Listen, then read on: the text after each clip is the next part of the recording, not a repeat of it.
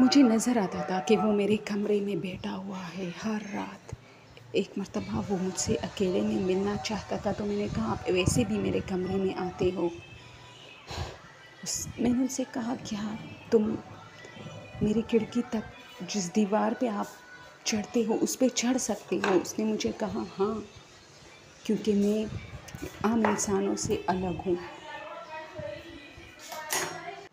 मैं हैरान रह गई। आहिस्ता आहिस्ता उसने मुझे सब कुछ बता दिया कि वो एक जिनज़ादा है और वो मुझ पे आशिक़ था।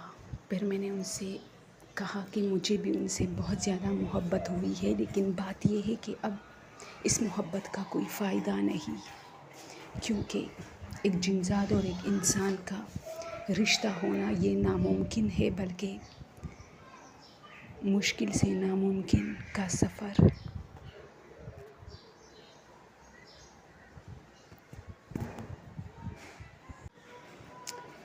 मैं अक्सर उसे मिस करती थी जब वो रात को नहीं आता था।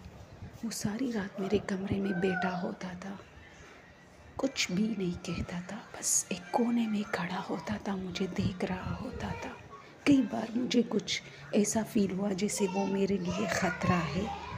कोई मोहब्बत उसे नहीं है, बस सिर्फ़ एक जिन है जो आदी हो चुका है।